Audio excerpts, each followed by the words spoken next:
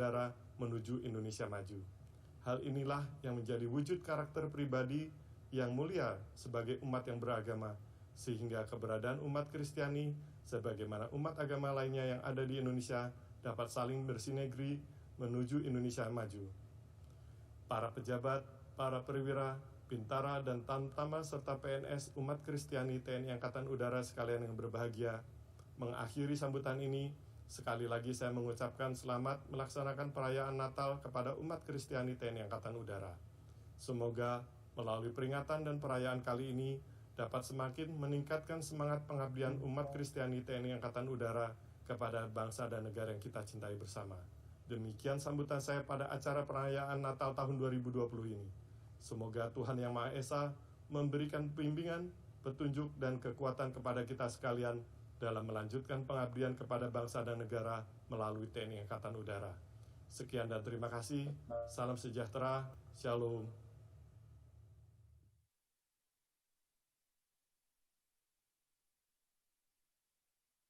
Bapak Ibu yang terkasih, selanjutnya kita akan mendengarkan lagu pujian yang akan dibawakan oleh Nazareth Voice.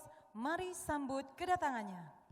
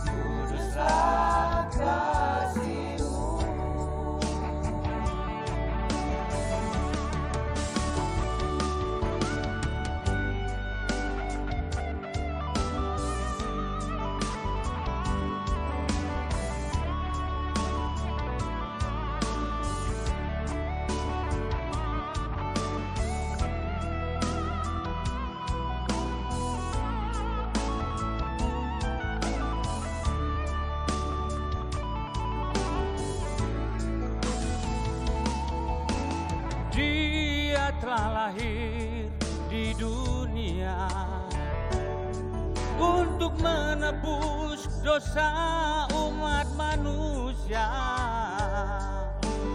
Mari kita sambut kedatangannya. Haleluya, haleluya.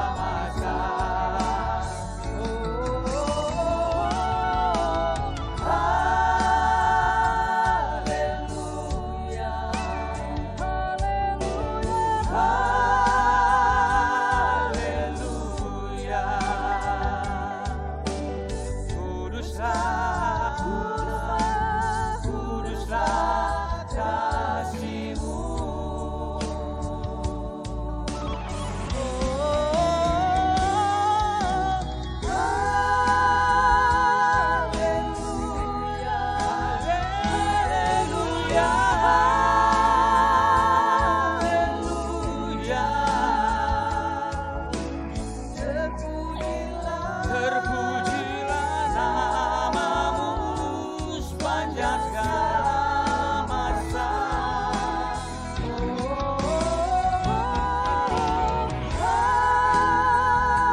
Haleluya, haleluya,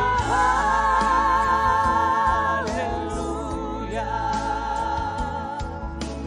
Kuduslah kasih-Mu.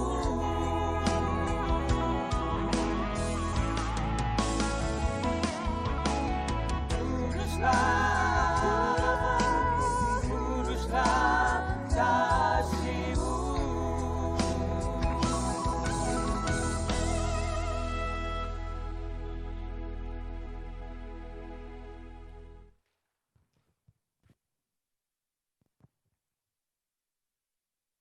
Bapak Ibu terkasih, telah kita dengarkan lagu yang dibawakan oleh Nazareth Voice. Acara selanjutnya, marilah kita dengarkan bersama pesan Natal yang akan disampaikan oleh Romo Paulus Nasib Suroto PR. Kepada Romo Paulus Nasib Suroto PR kami silahkan.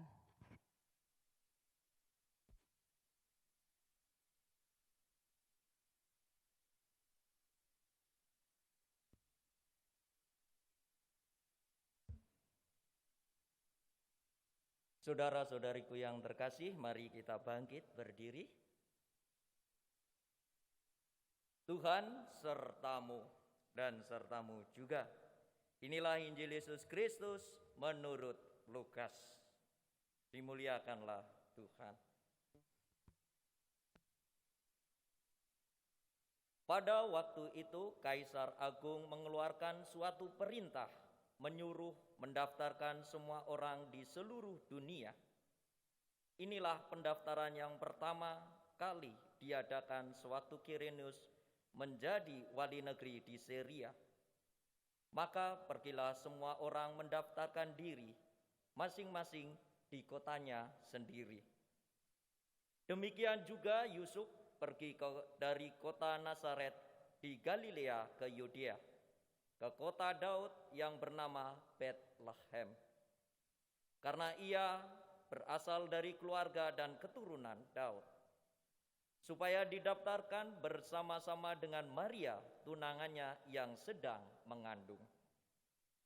Ketika mereka di situ, tibalah waktunya bagi Maria untuk bersalin.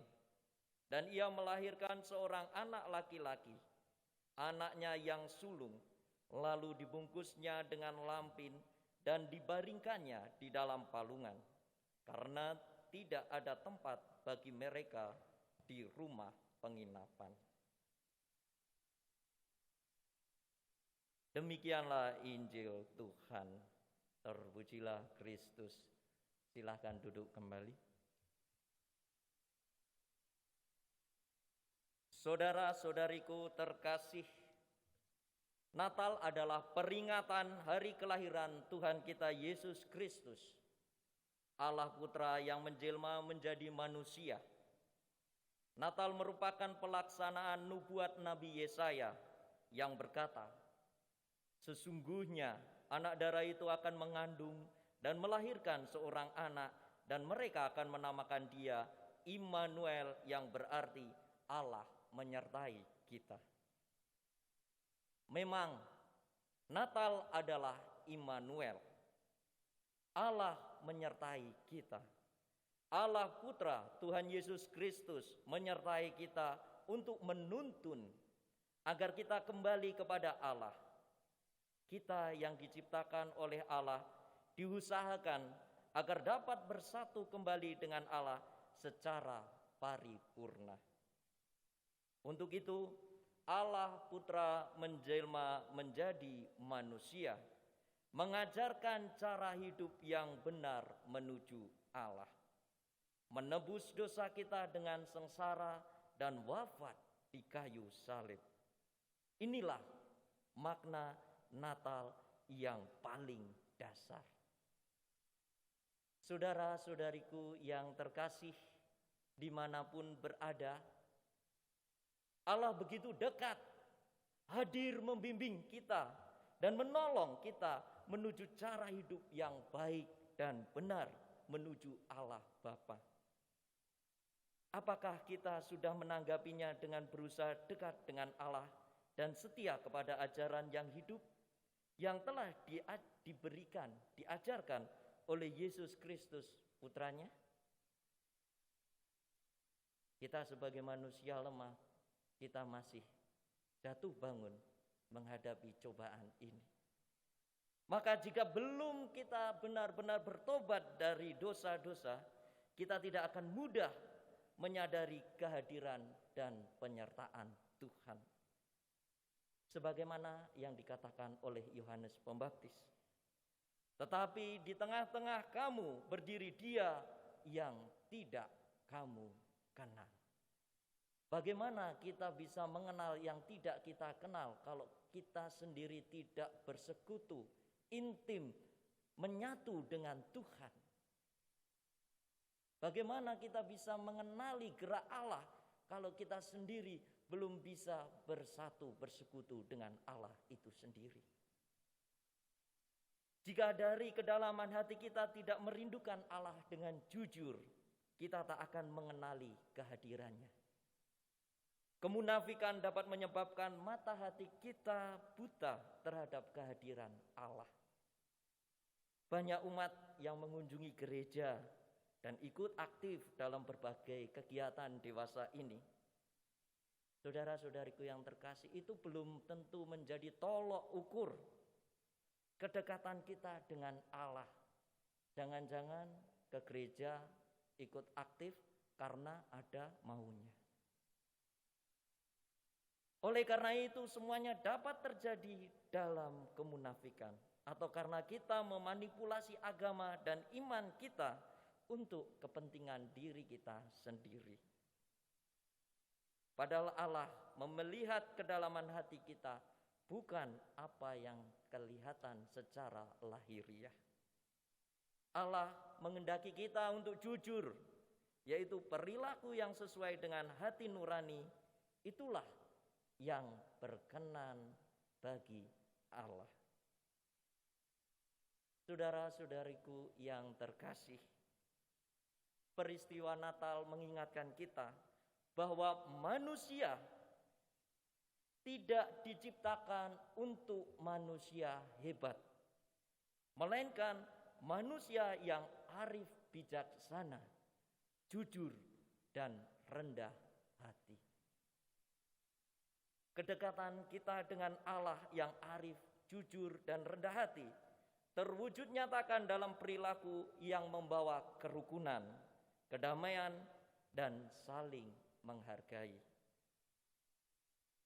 Dalam kitab suci dikatakan, Aku berkata kepadamu, sesungguhnya segala sesuatu yang kamu lakukan untuk salah seorang dari saudaraku yang paling hina ini, kamu melakukannya untuk aku. Maka jika dalam hati kita tetap tidak peduli terhadap sesama, apalagi dengan cara munafik memanipulasi agama, iman, dan Tuhan, kita juga akan tetap jauh dari Tuhan.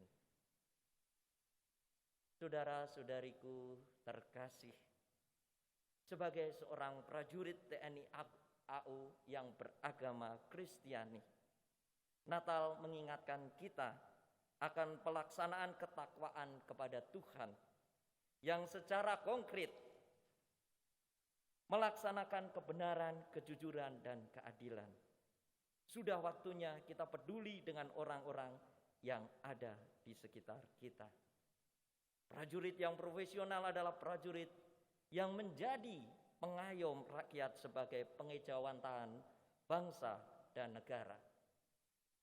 Prajurit yang profesional adalah prajurit yang tidak memanipulasi nama rakyat untuk kepentingan diri sendiri.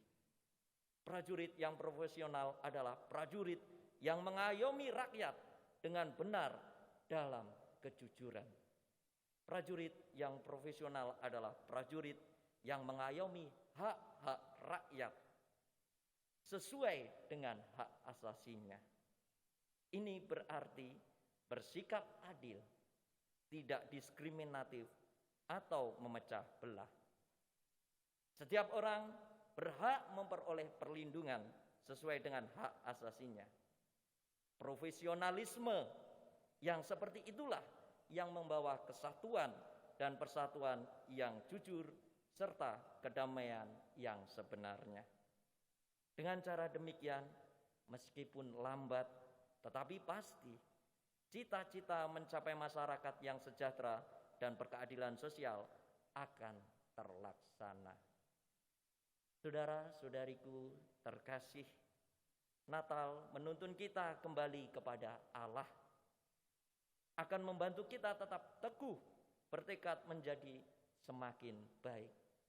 Hari ini kita mengalami situasi seperti ini, namun kita berdoa, meminta kepada Tuhan agar karya Tuhan bekerja di dalam orang-orang yang dipilihnya, supaya Natal tahun depan kita tidak mengalami situasi seperti ini lagi. Inilah yang dikatakan disiplin hidup. Sebab disiplin tanpa kebebasan adalah disiplin mati.